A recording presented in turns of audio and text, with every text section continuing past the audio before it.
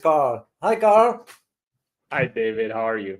Good to see you, brother. Very, very excited because we got a lot to cover here, and like to pick your brain on a host of issues. So I'm gonna start, Carl. We're gonna get into it right away, guys, because there's a lot to cover. I want to start right away with the statements by the Secretary of Defense, Pete Hegseth, in Philippines regarding China. As of now, the thinking is they all, meaning all U.S. allies in Asia, will have now to sort of get together against China. Where do you what the heck with these statements? Well, I mean, actually, what he said is nothing new. So he just reiterate what has been stated by the former Secretary of State Tony Blinken when he traveled to Philippines a year ago. I mean, they use even the same language, ironclad commitment. U.S. have ironclad commitment to the Philippines, including South China Sea. This has been it really shows kind of continuity of the U.S. foreign policy, at least in regard to China. There's nothing has changed. They're going to continue to use Philippines as a linchpin of the U.S. Strategy to antagonize China, to stir up tension in the region, and they're going to try to weaponize the South China Sea dispute to insert U.S. military forces. They already have access to the 9 Filipino bases and the U.S. Typhoon ballistic missiles, the medium-range ballistic missiles, which they deployed to the Philippines last year, ostensibly as part of the joint exercise, one of the largest exercise between U.S. and Philippines aimed toward China. And that those Typhoon missiles never left. And U.S. last year said they're going to take the missiles off the Philippines, and the Filipino government at the end of the year said, you know what, we're thinking about purchasing them. So really, they're just gonna they're staying. Those Typhoon missiles are staying, and they can cover to like half of southern China. So that was their intended purpose, to serve as a threat to China. And as we talked many times before on this show, current Filipino President Bongbong Marcos is perfectly happy to go along with that, because U.S. have a lot of leverage on him, especially on his family fortune. His dad has stashed away something like more than $30 billion of ill-gotten gains, all the corrupt money stashed in the U.S. banks, and that has been frozen by the U.S. government. So if Bongbong Marcos ever wants to see any of that, he has to do U.S. biddings. And this actually led to political crisis inside the Philippines. One of the biggest thing that happened was the open split between Bongbong Marcos and his one-time ally, the Duterte family. Duterte, they when Bongbong Marcos ran for president, Duterte supported his bid because back then Bongbong Marcos was singing a different tune. He said he will continue Duterte's legacy of continuing independent foreign policy, and he even made a show of visiting China as his first trip abroad. But right after his visit to Washington and talking with Joe Biden, that everything got turned around 180. So this is why we're seeing the arrest of Duterte by ICC. Duterte had a choice. Basically, when he was traveling to Hong Kong, he was warned if he came back to the Philippines, he will be arrested and extradited. But Duterte decided, you know what? That's what I'm not going to go into exile. Then it looks like I'm at fault. I'm running away. No, I'm going to come back. I'm going to force you to make good on your threat. Have me arrested. Now this is a huge political turmoil in the Philippines, because now you have thousands of Duterte's supporters taking on the street to protest the decision. And the Philippine government now is going after Duterte's daughter, the vice president, trying to get her impeached. So this is a huge political crisis brewing in the Philippines, between the political faction that wants to preserve Duterte's legacy and but the faction represented by Bongbong Marcos, who wish to be the client state for the United States. And this is all brought on by the U.S. pressure. U.S. wasn't involved in this would not have happened. And And this is not good for the Philippines because, when Duterte was in power, he invited a lot of the Chinese investment into his country.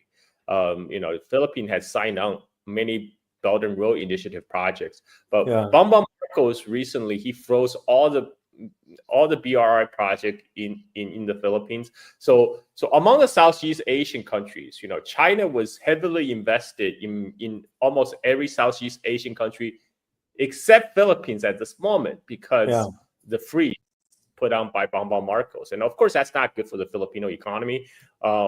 Philippines has 100 million people. There's a lot of youth under employment. And going forward, they can't always just play a role to be like the service center for United States when U.S. is actually developing AI that's going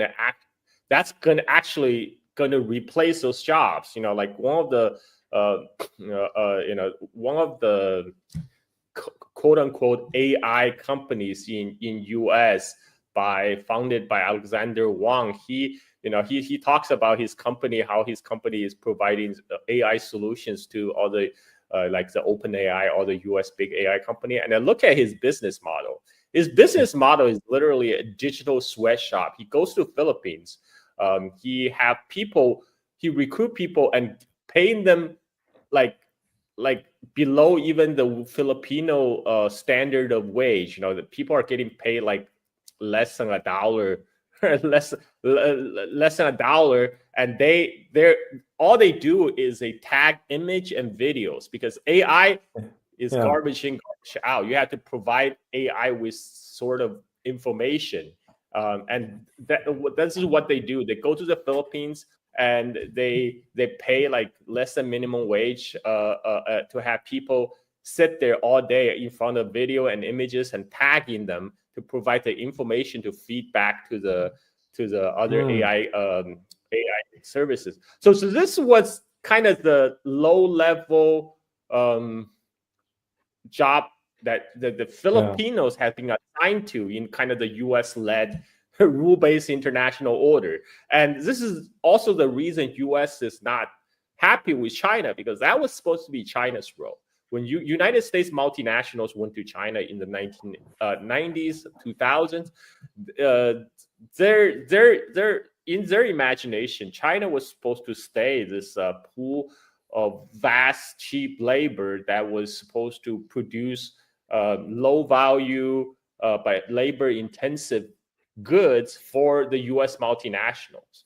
And but China actually climbed the technological ladder. So now they're producing EVs, they're producing their own AI tools, and this is why United States was not happy about it. J.D. Vance actually gave a speech recently talking about this. He actually said, globalization was a mistake because we thought we'll go to China, and then those developing countries will continue to work on low margin, labor intensive stuff while we focus on research, development, and high end manufacturing. But what happened is, in case of China, is now they're eating our lunch, right? So they're speaking out loud, very honestly, about what their intention is. They wanted the global South to be like this permanent underclass to serve, to power the U.S. empire. And that's right now, Philippines is playing that role, and that's where a lot of the U.S. business elite, national security elite want to keep them there. And unfortunately, some Filipino elite, represented by the likes of Bongbong Marcos, are perfectly happy to play along because they get a cut, their own cut, their own pound of flesh on the process. So this is, whereas if you look at what China is doing in the region, China is investing in infrastructure. I said this many times. I'm in Bali. Here, Huawei built the 5G and 4G networks here. China built a power plant in north of Bali that's providing much of the electricity on the island. And I am using a Xiaomi phone Chinese phone manufacturer made smartphone affordable to many people in the global south. It's not just no longer just like iPhone, like a status symbol for a selected people. Because before only the rich in Indonesia could afford. Upper middle class, could afford to buy iPhone as a status symbol. But nowadays, Apple themselves are forced to cut price because of the Chinese competition. So it's good for the consumers, and this is what China provides. It provides alternative. It provides competition to kind of the U.S. monopoly of the high end products, high end manufacturing, and that's what they don't like. I mean, this is the whole rationale for containment of China, which is why they're in the Philippines trying to stir up tension, trying to talk about so-called their U.S. and its allies going to contain China. That ship has sailed. Yeah, that ship has sailed. It's not. I mean, right now, really, Pete, he's just talking about Philippines, United States, and Japan. That's like 3 countries out of all these East Asian countries. Most of the Asian countries, they just want to do business. So they're perfectly happy of doing business with both U.S. and China and serve as a bridge. But this is not what the U.S. elite have in mind. What I found it very interesting that you never hear anything the U.S. saying about North Korea based on what they are developing using AI. I just read a white paper regarding this development of this particular aspect. So you don't hear the U.S. talking about North Korea because they know the North Koreans not going to bluff. I agree with you, Carl. I mean, the idea of it's absurd. And that shows you now how much the elites in Washington, they can't think straight. They just cannot think straight. When you consider the strength of China, but on the other hand, you look at how Philippines is allowing itself to be used as a proxy, because that's what's going to be.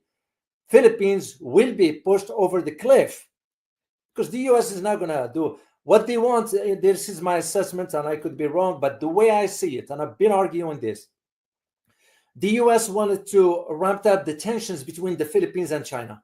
Okay? They're telling the Filipinos, just go ahead, challenge the Chinese in the South China Sea, even target their boats if you have to, whatever. We will defend you.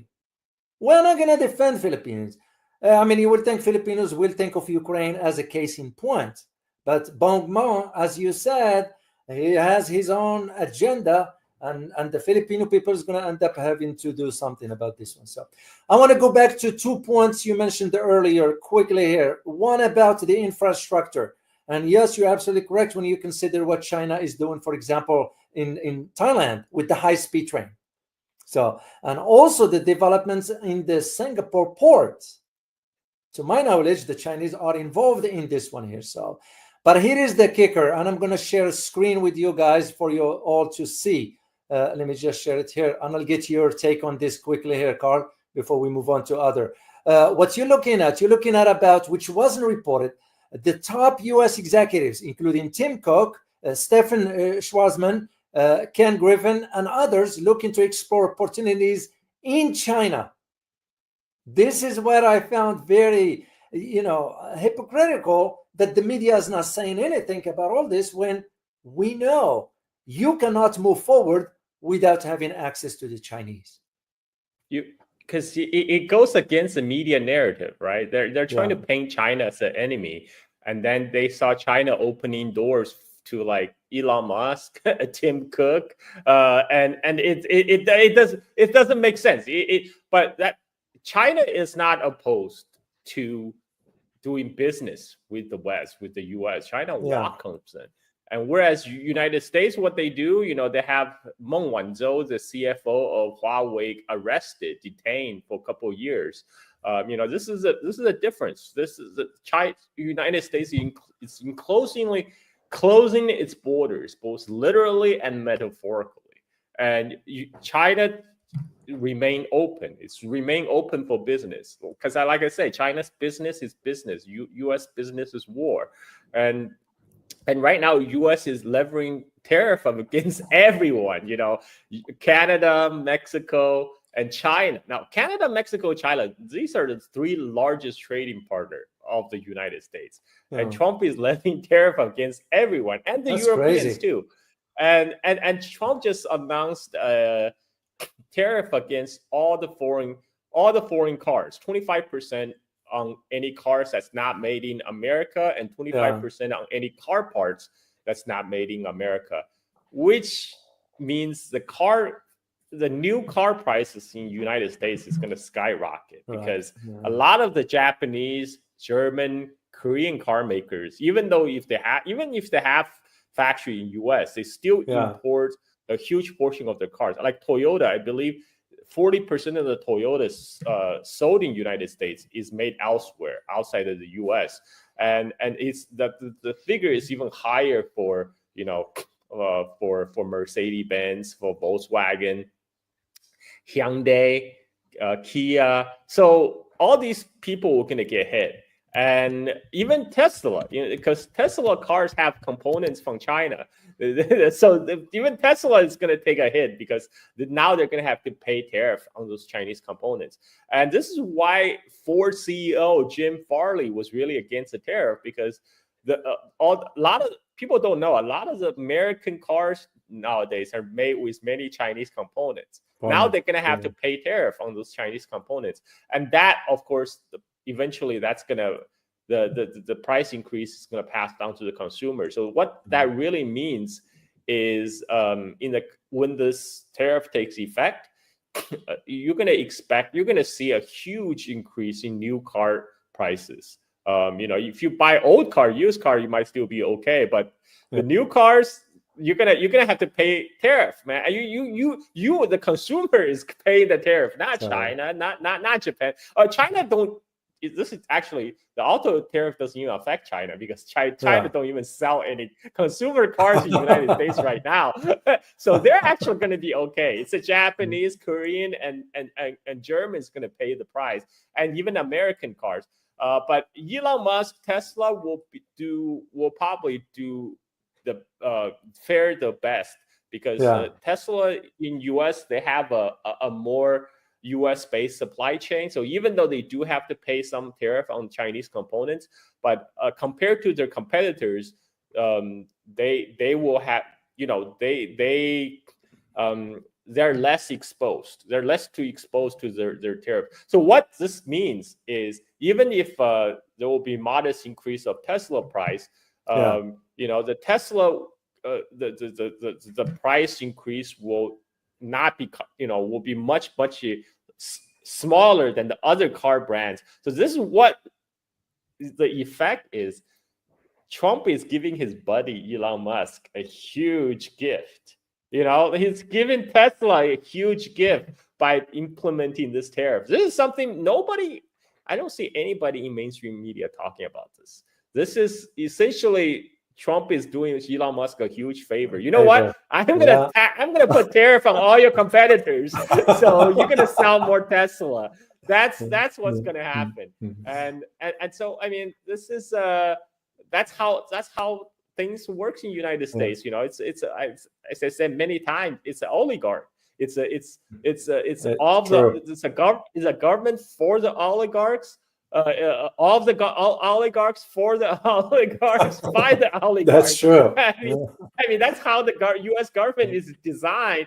It's just, you just have a different rotation of a different set of oligarchs in power after the election. Currently, it's Elon Musk and all the Silicon Valley tech bros that are in charge right now. They're going to be the ones who benefit the most from the Trump policies. That's right. And here is the interesting thing, Carl. All this comes on the heels of the recent report. How many vehicles, since we're talking about automobiles here, or automotives, the Chinese have produced about 11,200,000, somewhere around that figure, worldwide. When you combine some countries, they won't even come close to that production. So it highlights to you where things are headed. And you're absolutely correct. You're spot on that. Yeah, I mean, even like the non-Chinese brand, they produce in China. More than 50, like 54% of Tesla is produced in the Shanghai Gigafactory. So even the because China is the manufacturing center of the world right now, and what's really worrying for a lot of the people in the West is the Chinese brands themselves. Now instead of making product for the Western brands, where the Western multinational command most of the profit, now Chinese brand is gaining power. In like the transition to EVs, the newest. I think the last month, the vehicle sales report in China, more than half of the new vehicles sold in China was electric vehicles, and those are, among those electric vehicles, the legacy automakers, the Japanese, the Germans, the Americans, they don't even figure, it's mostly Chinese domestic brands that's making those EVs, and China is the world's largest automotive market. They sell twice as many cars in China as they do in United States. That's how big the Chinese car market is. So all these right now, all these car like especially the Japanese and German ones, they're gonna get hit. They're getting hit by a double whammy. They're losing out in the world's largest auto market, which is China, to the Chinese domestic competition. And now they're gonna get hit by Trump tariff in the United States. They're number 2 export market. So like I said, U.S. is now it's one of the main tasks of U.S. is cannibalizing its own allies. You realize you cannot compete with China, so let's go after the Japanese and Europeans. Let's cannibalizing their industry, and there's nothing those so-called U.S. partners could do anything about it, because they're militarily occupied countries. There's still U.S. troops in Japan. There's still U.S. troops in Germany. I mean, South Korea, Philippines, South Korea, and the European leaders, they just can't grow a spine. And I mean, like the latest term is actually really weird, because now, like, the whole Ukraine war, the Ukraine conflict was mainly fueled by United States. But now Trump is saying, okay, I'm washing my hands of this. And the European leaders, they're now saying they're going to go along without United States to support Ukraine. This is crazy. They can't. Because they're just saying that to save their own face, because they stake their own political career in supporting the U.S. project. And now they feel like, oh, they can't do the 180 like the way Trump is doing. So now you have Canada saying they're going to form a partnership with Europe, not with the United States, but with Europe. This is crazy talk. we know that's crazy. It's not realistic. It's not going to happen. And at the same time, they're still like trying to go, follow the U.S. lines toe the U.S. lines on China. Like Europe. So far, it's a world apart from China. Europe faced no security threat from China whatsoever ever. Yet they're still talking about how they're gonna get involved in South China Sea, and this is ridiculous. Europeans. I feel sorry for the European people. They deserve better leaders. Their leadership have failed them, and all their leaders are basically have been groomed from a very young age in different Atlanticist institutions to be the pliant spokesperson for United States. And even now they're with the regime change in U.S., they still can't change their tunes. They're still sprouting the same old neoliberal lines, which we know is doomed to fail. It's not gonna go. No. Now, speaking, you mentioned earlier about the just on this note, guys, I want to send you a link here regarding, and I read this article. It was incredible about how the Chinese market, just to follow up on what Carl said, how the Chinese market now is set to outperform Wall Street. As U.S. so-called exceptionalism comes to oppose. That's what I found very, very interesting. As a matter of fact, I'm going to share a quote, if you allow me, guys. Here is what it says. Quote, US President Donald Trump's tariffs policy has fanned speculations of an economic slowdown in the world's largest economy. Meanwhile, in China, optimism around the country's artificial intelligence capabilities has intensified since the introduction of DeepSeek R1 model earlier this year. The US has had a good period, and that's coming to an end because Trump's policies are very anti-economy. China has had a very bad period, but it looks as if it's starting to recover. End of quote. This one's coming from Richard Harris, the CEO of Port Shelter. So I'm going to, guys, send you this link here. Then we'll move on into our second part of the conversation. To those who's just joining us here, you are watching my conversation with my friend Carl Za. Okay, where is this? Let me remove this picture here, and here we are. So, all right, Carl, I want to move into. Yeah, go ahead, Carl. You want to say something? Oh yeah, about the market. I mean, one of the reason is the U.S. stocks has been going up like in a straight line. As a result of the U.S. government money printing for a while now, and the smart money is now trying to take some of their winnings off the table.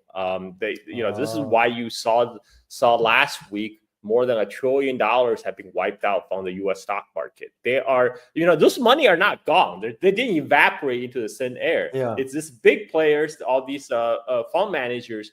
They're now selling those U.S. stocks. They're moving the money elsewhere, and they move the money to places offshore, like in Europe, emerging market, and China. And the reason why they move their money to China is because the Chinese stock market has been actually depressed for a very long time. People have been expressing surprise how cheap Chinese stock is compared to the American stocks, because compared to the company earnings and revenue and the future outcast, a lot of the Chinese stock market has been depressed for so long. Now they look very cheap. And this is and now people are finally paying attention to see what BYD is doing. That's why, like, BYD, a lot of the Chinese EV makers like BYD, Geely, XPeng, their stock has been going up. And one reason is when people finally realize China, this transition, EV transition in China is secular. It's not a fad. And then they also realize, that's not only that's where the trend is, but in comparison, where U.S. market is in the bubble territory, the Chinese stock market is still cheap. This is why a lot of fund managers now they're shifting the funds from United States to China. I mean, it just makes sense from economic standpoint of view, because BYD, they just surpassed Tesla in revenue. I mean, that's pretty big. Tesla is kind of like the number one premier brand number one premier brand in EV for United States, and BYD just surpassed that. Whereas 10 years ago, Elon Musk was on CNBC laughing. I remember BYD. That. You're right, Carl. He was like, I remember him laughing. He was like, "Oh, have you seen their cars? They make terrible cars. You better make sure they survive in China." Well, 10 years ago, he wasn't wrong. The thing is, he wasn't wrong, because I remember more than 10 years ago, there was a famous dating show in China called Face and Wuzao. I remember there was a scene where the female guest, so they have one guy, eligible bachelor, and he's all the women are paid, they rate him, decide whether to date him or not. But like, I remember some of the women guests were making fun of guys who drive BYD, because back then BYD was making cheap, affordable cars, and and they weren't known exactly for the quality. So more than 10 years ago, even the Chinese consumers were laughing with Elon Musk at BYD. But BYD, they really changed. I mean, that this is why I have to give it to Warren Buffett, because even while those Elon Musk and all those Chinese game show, dating show contestants were laughing at BYD, Warren Buffett was already invested back then, particularly through his friend Charlie Munger. And then BYD really transformed in the last 10 years. They made the switch from being a major battery maker to making electric vehicles, and making electric vehicles that's stylish, that's fancy and affordable. And they're going after all ranges too. They're producing like cheap, affordable entry cars like Seagull, which is selling for like $11,000 in China. And then they also sell like Yangwang, which is like luxury SUVs loaded with features. I forgot what the price of Yangwang is. It's like $70,000 or something. So they now cover the whole range of the vehicle market, and they are expanding very rapidly to they're building factories in Europe. They're building a new factory in Indonesia. Now, the Chinese government recently vetoed their plan to expand into Mexico, because the Chinese government is worried that by building the BYD factory so close to the United States, it will make it easier for U.S. to steal intellectual property of BYD. How time have changed. Indeed. Well, I remember when I was in China, I went to a BYD dealership, and they allowed me inside, and the manager was kind. He allowed me to do recording. I did a recording for the community there and so forth. And I did ask about one particular vehicle there, and it was like, he told me this is the high end. And I said, what are we looking at cost-wise here? Well, he said, give or take, about 24 to 26,000, which to me was like, okay, if this is higher end, that's affordable by everybody. I said, what's unique about this? He said to me that this car can become self-driving if you need it to be. And when I sat inside, it was incredible for how the whistles and everything on it. So you're absolutely correct as far as the luxury cars for BYD has now. This is why the government here is not allowing that, because most Americans will end up buying that Chinese car. Yeah. Here, so. For sure. Yeah. I mean, like BYD just announced they're going to have LiDARs in all their cars, from their cheapest model to the high end. The LiDAR is, they use lasers as sensors. Wow. So again, this is for self-driving purposes. So the cars will be more self-aware of its surroundings. Even in like incremental weathers and stuff. I mean, this is like, you only get those features if you buy like really expensive cars in the United States. But the Chinese consumers are really spoiled right now. They're getting all these features in very cheap, affordable cars. And they're like there's a lot of new cars coming out, new models also hitting the market. That's at like, in China they sell for $11,000. But like when they export market to like Australia, for example, it's often double in price, but it's still like $20,000, still very affordable. Deal. I mean, this is why U.S. government would never want to see Chinese EV hitting their shores, because everyone will just rush by them to buy them. I mean, no doubt. For sure. This leads me to our key topic we're going to be addressing here, Carl. And this one has to do with when we think in terms of Southeast Asia, in general term, Southeast Asia. And in my opinion, Southeast Asia, of course, you know this one, and I'm sure many agree, that it has some enormous strategic values if we are to think in terms of the Chinese automobile as an example. So in your opinion, do you think that the U.S. is trying to create a wedge between between China and ASEAN or Asia, ASEAN countries? Oh, for sure. When ASEAN was first formed, this was actually U.S. actually really pushing for this idea. When it was first formed, it was formed as like kind of the counter to China. So U.S. idea is get all these Southeast Asian countries together, then they can form a to resist China. But that didn't really pan out. ASEAN really became a economic regional forum for all the Southeast Asian countries. For example, there's reduced tariffs. So like the cars made in Thailand, they don't have to pay as much tariff if they want to sell in Indonesia, and people who can travel freely between ASEAN countries. Like my wife, she's an Indonesian citizen. She can go to Vietnam, Thailand. Don't have to worry about getting a visa, etc. So I'm very bullish on Southeast Asia because with the gravitational pull of the Chinese economy, the tide lifts all boats.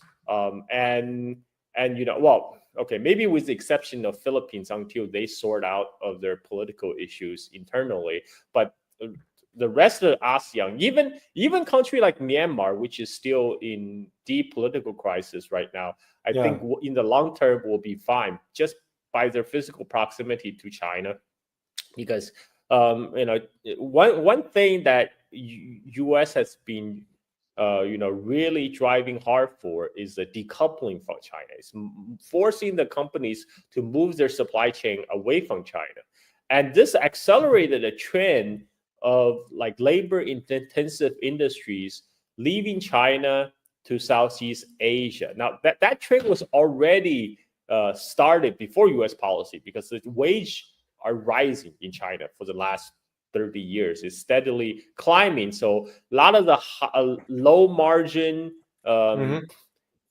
like labor intensive stuff like textile, were already leaving China to places like Vietnam, Indonesia, Cambodia, etc. But the recent U.S. push is pushing more company to go to these places, but it's not working as U.S. intended again, because for example, a lot of companies chose Vietnam because Vietnam is physically connected to China, because Vietnam has real links with China. Vietnam has ports that's close to China, so Vietnam can be seamlessly linked with the Chinese supply chain. So what really happened is that they're expanding the Chinese supply chain to the rest of Southeast Asia, and the whole region economically is getting integrated. And this applies to not more than just Vietnam, but also Indonesia, Cambodia, Thailand, and when the U.S., for example, they're trying to build data centers in places like Malaysia, right? Because they wanted to have to power the whole AI infrastructure. Well, guess what? Those data centers, they can also work with China. All these semiconductors that's been manufactured in Malaysia, they can also supply Chinese market. Because in fact, China is the closest, largest market there is. So what end up happening is there's a manufacturing boom in Southeast Asia right now. A lot of that is coming from the flow out of China, and that flow is both capital and skill, because China, a lot of Chinese companies, when they open factories in Vietnam and Indonesia, they're also doing technological transfer. So, and now there's much more tighter economic integration in the region. A lot of the youngins in Indonesia now, they're learning Chinese. This is a country that used to ban Chinese education during Suharto's reign. Until 1998, Chinese education was banned. But now the youngins, a lot of the younger Chinese Indonesians that I have met, they're all learning Chinese right now. They're all trying to pick up Chinese to leverage this amazing opportunity. And this is we have I'm really bullish on Southeast Asia right now, and China is, I'm going back to EVs because this is what I'm in the market to look for a new car. And I have visited the dealership of BYD on Bali, and their staffs are very helpful, and what I realized is, I just need to wait one more year. Then the factories, the BYD factory in Indonesia will open at the end of the year, and the prices will The have price. probably come down because more Chinese companies are coming to Indonesia. Like before it was just Wuling and then Chery, BYD. Now Geely is coming to Indonesia. Xpeng is coming to Indonesia. Like the Deepal is coming to Indonesia. Like I'm like, okay, I just need to wait one more year. All these Chinese models were going to land in Indonesia, and many of them are going to be manufactured in Indonesia. BYD is already constructing their factory. Geely, currently they ship their kit, their car kits to Indonesia and have a local partner to assemble them in Indonesia. But they will probably also looking into do more in how manufacturing of car parts in Indonesia, because that, like I say, Indonesia do have tariffs to encourage domestic manufacturing, and this is and China are looking to invest, and this is the difference between U.S. tariff and Indonesian tariff, by the way. So Indonesian tariff is to encourage the foreign companies. In the past was Japanese and Korean, now Chinese companies, car companies, to make their cars in Indonesia. In the United States, which Chinese company is crazy enough to invest in the United States right now in this current political climate? When just next month in April is going to be the deadline for TikTok's for sale date. If TikTok don't sell to an American-owned company, TikTok will have to close in the United States. I mean, with this in mind, which Chinese company is crazy enough to put their money in U.S.? It can be taken away at any point. If you're successful, they're going to try to force you to sell it. So this is and to put a factory down is a big investment. It's a long-term investment. Factory takes 3 to 4 years to get it up and running and turn a profit. And by then you're gonna have a different president in the United States, and policy can change. For sure. I mean, the one thing business really hate is uncertainty, and this is another reason there's a huge decline in the U.S. stock market, because the Trump tariff is creating a lot of uncertainty in U.S. right now. People don't know how he's going to implement these tariffs, whether he is even going to implement this tariff. But business hate uncertainty. This is why people are taking their money off the table just to see where the dust settles. And this is where China, they have been very consistent. They this is, people don't people say, oh, China is authoritarian, whatever. But China has provided a stable political environment for last 40 years. That's why all these foreign money are willing to come in and put down foreign direct investment. That's why Tesla is building their gigafactory in Shanghai, because they know, the Chinese government is not going to try to take them away. And they know that in 4 or 5 years, their factories in China will probably be okay. Right now, a lot of other foreign automakers are losing out in China. It's not because what Chinese government did, is because they themselves did not, deploy all their billions of earnings in China into research and development, into the EV transition, which Chinese government had been pushing for a long time. And so they kind of just got complacent. And just because they were making money head over heels in China, and they kind of just missed the boat of the electric transition, and so this is on them. But anyone a lot of people who run business, they will tell you it's easier to open a business in China, to open and operate a business in China, than it is in the United States, because they encounter less regulations in China operating a business than they would have in the United States. And that says a lot. Well, for sure. And now, speaking of your vehicle, so now if you wait till the end of the year, Carl, you're going to have choices. So, and you are absolutely correct about the prices going down. So you will have basically you choose. Yeah, it's a buyer's market. It's gonna be a buyer's market. So Whereas in the United States, end of the year, no, the price is going to go up. The new it's the car price is going to reverse. go up. No, it's the reverse in the US. And the prices, I argued this literally when I saw the prices of BYD in China, and I asked, and I was like, I remember I called here to ask one particular question, and I was told, no. If you bring a Chinese car, you're gonna have to pay 100% tariffs on it. I was like, what? That means that the vehicle is gonna end up costing me twice. What's the point? It's because they wanted to prevent that from happening, from having, because it's cheap and they don't want people to know about this one. I bet you, Carl, if the Chinese vehicles are here, no one will purchase American models.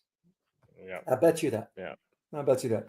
So to go back to our point about ASEAN, because I want to really focus on this, given that Philippines is part of the ASEAN.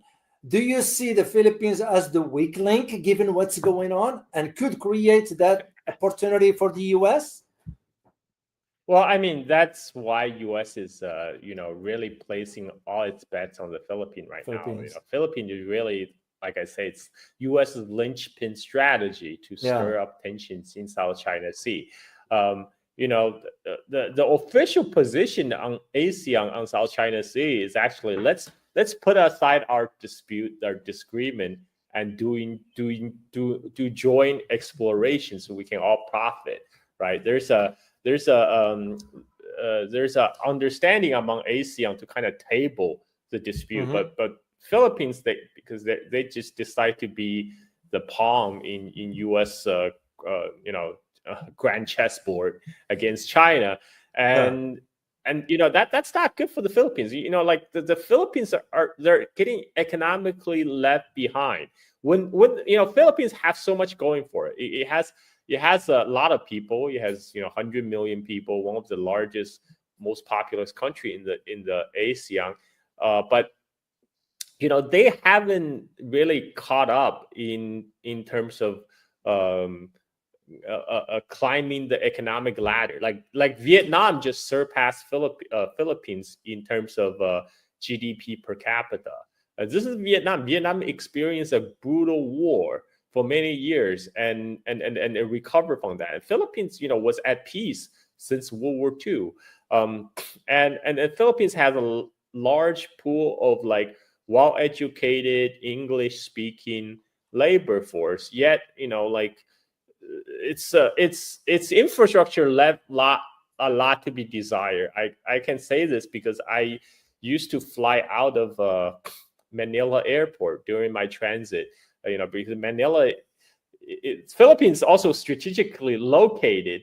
It can't be a regional hub. That's why a lot of airlines do use, Manila Airport as its hub. But the problem, the flight. Anytime I have to do a transit in Manila, it's such a headache because the way the airport is designed, I was flying from Bali to Japan. I have to make a stopover in Manila. So they make me get off the plane, and then in order to go to another terminal to catch my flight to Japan, I have to go through 5 security checks. 5 security. I didn't even. I just got off a plane. How I'm carrying a bomb or dangerous material, and it doesn't make sense. And I realized why is because the way they designed the airport, they don't have like in many airports, when you make transit flight, you are kind of stay in the terminal area. You are not going out, right? So you are already in the area that people can only access to if they go through security. So that's why you can just go from one terminal to another terminal, catch your flight. But in the Philippines, for the Manila airport, for some weird reason, right, they have these terminals that's like open, anybody can go into. But so what they do is they put security checkpoint at every terminal. So this is create a huge pain. I just got off the plane, and to catch another plane, I had to go through 5 security checkpoints. It's a really pain in the butt. And like I wish I think Philippines is in due for major infrastructure update. That's just my experience. And look at Indonesia, right? Indonesia now they have high speed rail. They're going 350 kilometers per hour. They're even ahead of the United States in that regard. And this is because they work with China. But overall, I think my take on ASEAN is that the whole region is going up and up trajectory because they're in the neighborhood of China, and China will do its best not to take the bait by United States, because China also don't want to start a war in its own neighborhood, because if a war happens in around Chinese coast, it's going to be the Chinese cities and its neighbors going to be devastated. This is a whole U.S. plan. They plan to have a war, but in other countries, and this is why most of the ASEAN countries don't even want to get involved. They don't want to have to choose between United States and China, which is what U.S. is making people do. Either us or the highway. You're either with us or against us. But China is not forcing anybody to choose. China is just like, hey, let's just sit down and do business. Let's work out an area of common interest where both of us can profit. And this I don't know if this is on your agenda to talk about. There's an interesting development. India now is singing a different tune. Many people have been saying India is the weakest link in the BRICS, right? And because India was part of the Quad, which is physically designed to contain China, and US have didn't shy away of talking about weaponizing India against China. But recently, Modi, and now the Indian Foreign Minister Jaishankar has been making very conciliatory speeches about China. Jaishankar just said, India and China will have some differences. Some differences will persist, but it's more important that we work together. There's more benefit of both of us working together. And this is what is Modi also, which is a big shift in tone. And I think one part is because the United States have been really going hard on India in the last couple of years, right? There's a whole the blow up between India and Canada when Canada and U.S. intelligence service blame India for sending assassins to assassinate Canadian citizens, assassinate U.S. citizens, and then basically U.S. also brought a lot of pressure on India for India continue to have a trade relationship with Russia during the Ukraine conflict, and they have repeatedly hammered India on that issue of purchasing Russian oil. And I think that now India is like, okay, well, I don't want to be your frontline soldier against China anymore. It's like there's no, I don't see much profit in this for me. So they're now making conciliatory speeches toward China. And one big major development is they are now talking to reopen the BYD deal in India, because BYD originally planned to open a factory in India, but that plan got scuttled. Now it looks like that discussion is back. Now BYD is now, because for a long time India was banning Chinese investment, into their economy because they're worried about the Chinese takeover, blah blah blah. But now they're restarting the BYD India talks. So now maybe India saw what's happening in ASEAN next door, and they thought, okay, well we can work with that. So this is pretty big, because India is huge. India is the most populous country in the world now. Their population even surpassed China, and India is a big market. And a lot of the Chinese companies they have been trying to invest in India, but they were prevented by Indian government regulations to protect some of the Indian business monopoly, like Modi's buddy, the Ambani family's monopoly Yeah, yeah, yeah. Which, by the So, way, so he was put under the microscope here in Washington for investigation.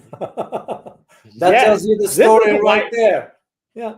Yeah, this is why I think India now is trying to move closer to China. So Yeah. this is going to be very interesting to watch how that will play out. I mean, I'm Yeah. sure there's still a lot of mutual distrust, but China never tried to make India enemy because like China's priority is always, try to push United States out of East Asia. Yeah. Like India is not China's like it's not a priority for China to antagonize India, right? And so this is the two sides do have some common interest to work from if India wants to ease the tension, because that's what China wants too.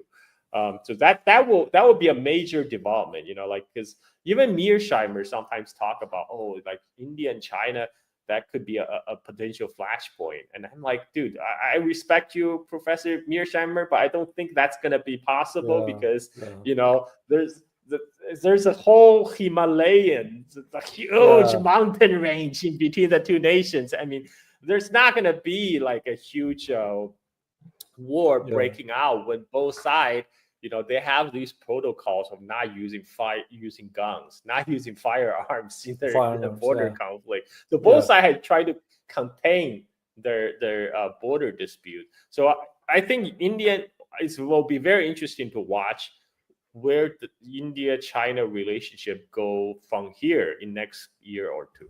Yeah. But it will be interesting. Consider also there were the two other issues. One of them has to do with the 5G, and second one has to do with the electric bus that the Chinese end up withdrawing because the Indians didn't. They were supposed to pay 50% upfront, something into that effect. The one I was very familiar with has to do with the 5G, because to the last minute, the Indian government was pressured to reject the 5G from the Chinese to the last minute. So it makes you just This is wonder.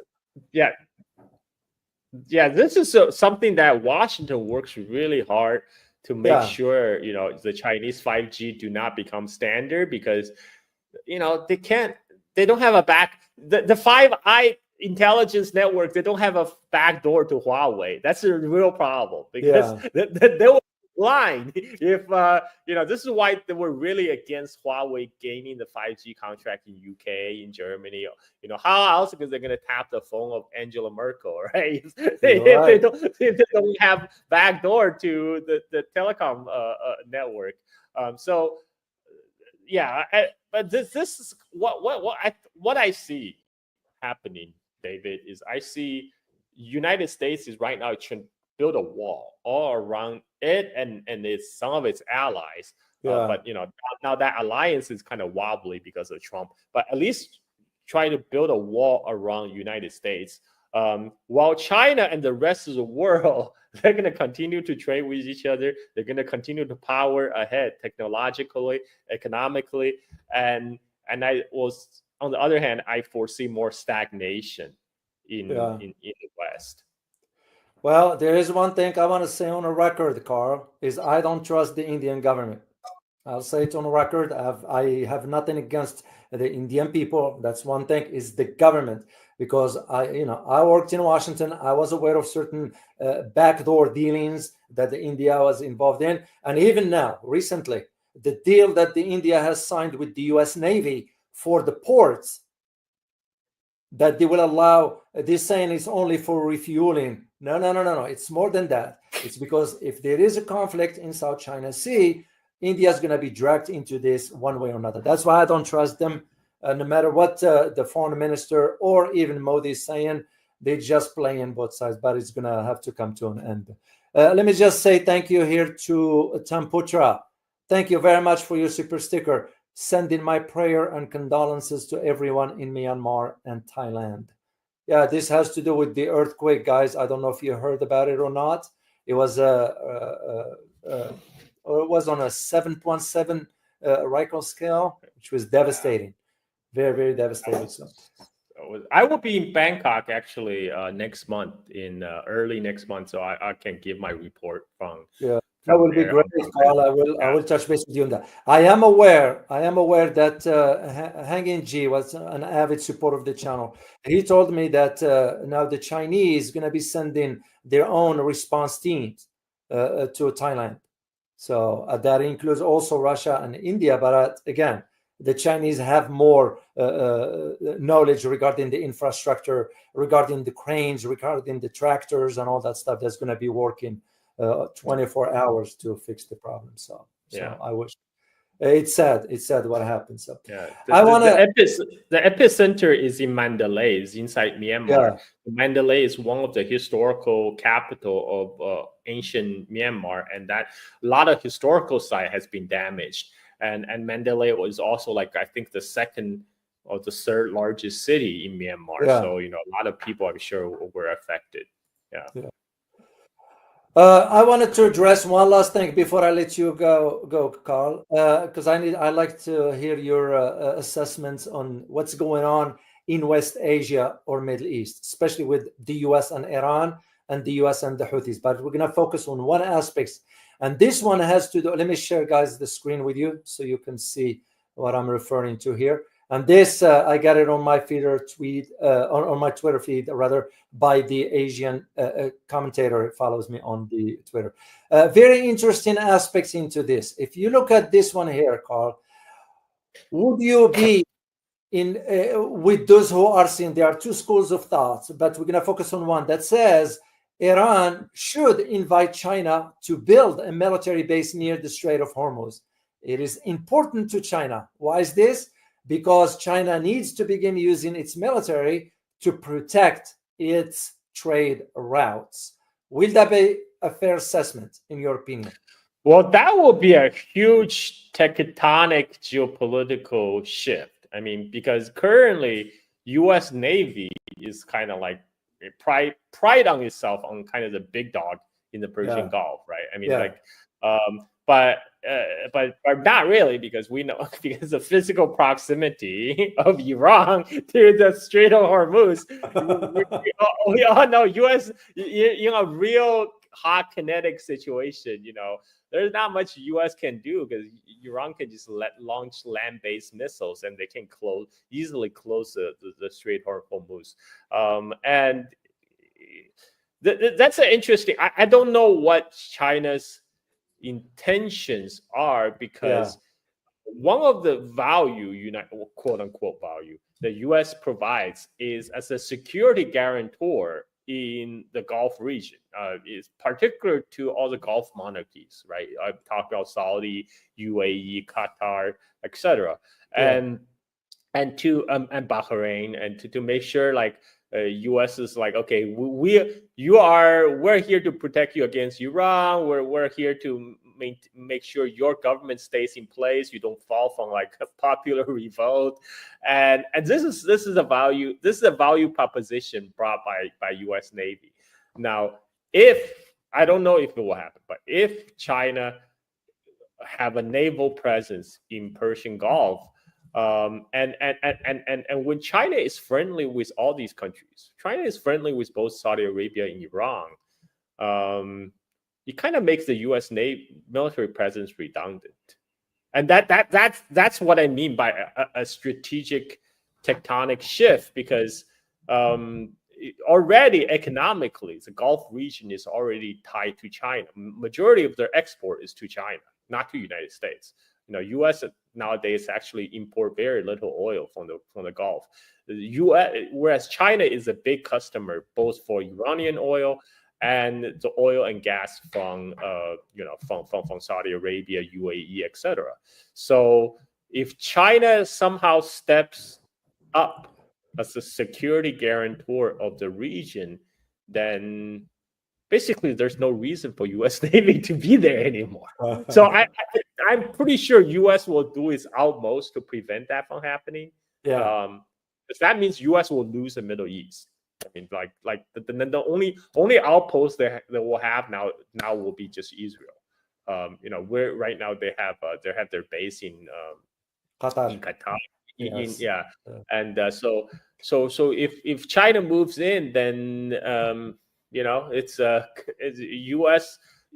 I don't think U.S. is ready to give up that role. So this is why I'm not sure China is ready to kind of have an open confrontation with the United States in the Persian Gulf region, because that would be an open confrontation. I don't think U.S. will willingly be pushed out of the Gulf, and they'll fight for it. So I don't know if China is at this point is ready to to take that challenge head on. But it is a very interesting proposal because, like I say, you would make the whole U.S. military presence over there completely redundant. And then China, the added benefit for China is it doesn't have to worry about U.S. choking off Chinese oil supply. Even if not even if it's just U.S. causing a conflict with Iran, that could potentially shut down the Strait of Hormuz, right? But you just remove the U.S. factor, the region will be much more peaceful, right? And that itself will ensure the oil and gas will flow. So I don't see this happening anytime soon, just because I think China still needs time to build its projection capability.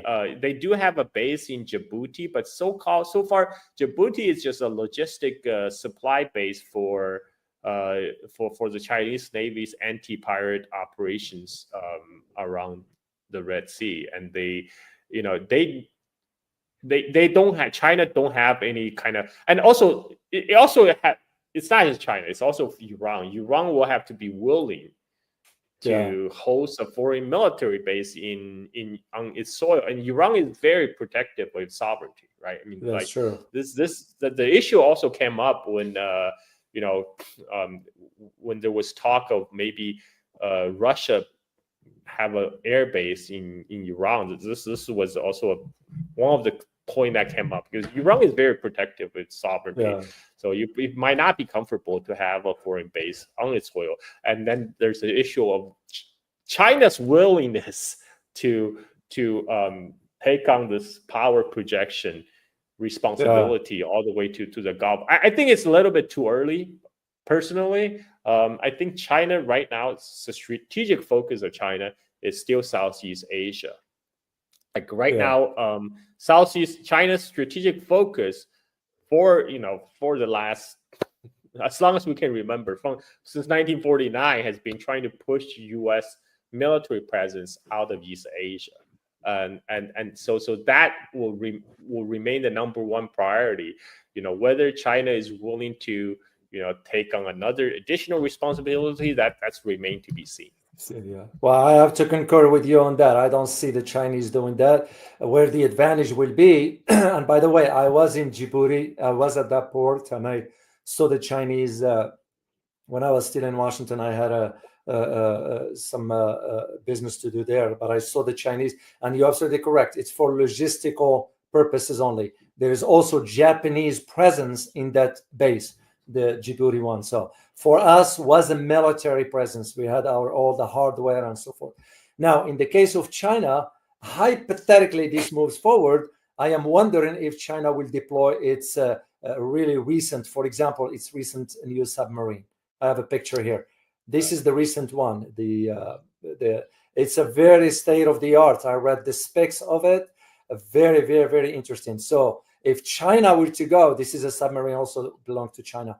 If they are to go, which like I concur with you on that assessment, Carl, I don't see them doing that one because it'll change the dynamics, the geopolitical landscape, and the security architecture in the region. So I just don't see that one happening. So, well, Carl, my friend, I can't thank you enough. I want to give you the last word before I let you go. Just basically with where the Philippines turmoil, with now what's going on in Southeast Asia, especially with ASEAN countries moving forward towards economic prosperity, with the Thailand and China ventures, with the Vietnam and China ventures, and so where do you see all this is going?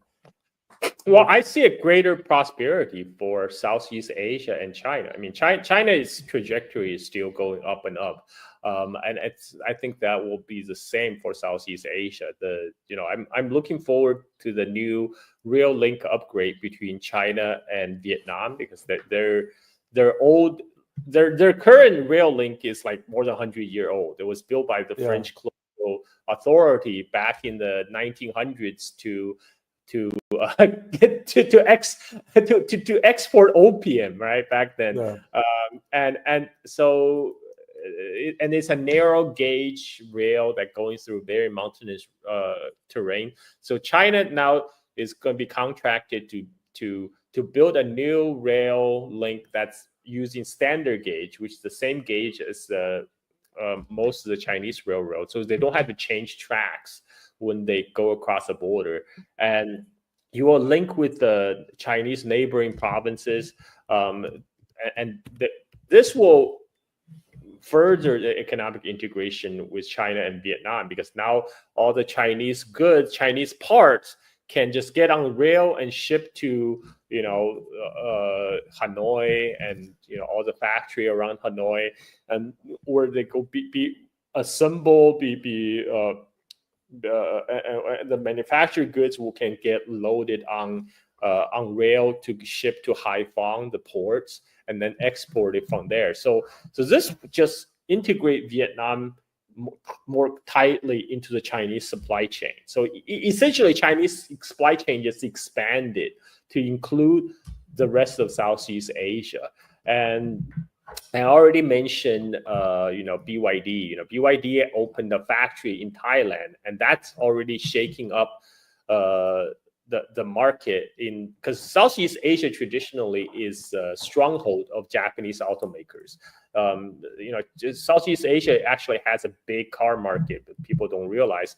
And Japanese car makers traditionally have a very strong presence here. You go to Southeast Asia, you see mostly Japanese cars, very few American cars, and you see some German cars, but mostly Japanese. But recently, like I mentioned earlier, Japanese car makers are in trouble. They are already losing their market in China, but now they're losing their market in Southeast Asia, because China is bringing affordable electric cars to the mass market.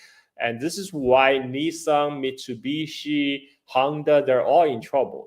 The talk of merger kind of fall apart, but still, those car makers are still gonna. I think one way it'd be interesting if some of them might be acquired by a Chinese automaker. Maybe Geely could acquire Nissan.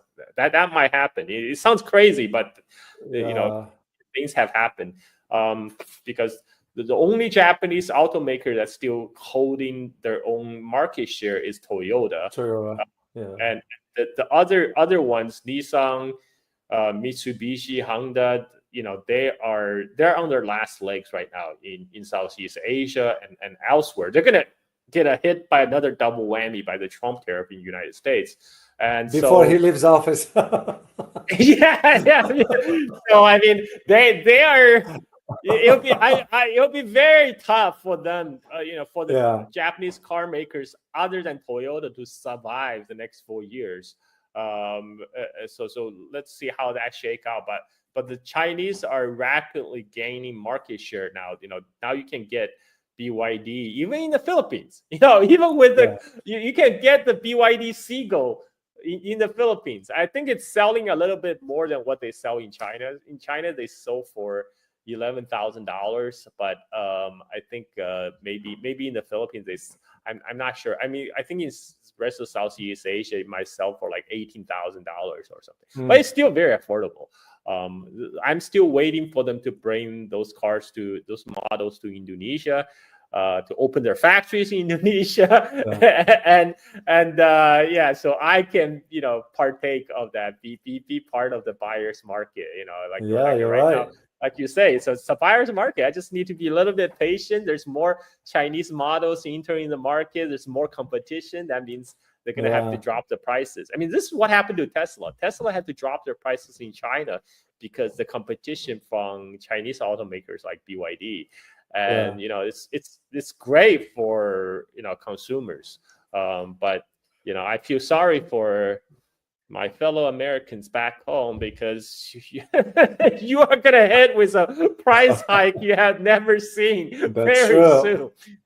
Yeah, That is true. Well, for you, Carl, you only have almost another 6 months for the end of the year, or 7 months, whatever that is. The end of the year will be here soon, so I am sure you will get a better deal. There is no doubt about it. So let me say thank you quickly here before I'll post for you guys a link to Carl YouTube channel here. Global Prosperity. Thank you so much for your super sticker. I like your statement there. So E82, thank you very much for your super sticker. Appreciate you for that. Bola Tinubu. I'm very familiar with Tinubu. So yeah, that guy is the backdoor for the U.S. government. So we put him there. I remember back in the day. So once again, appreciate your support for the channel.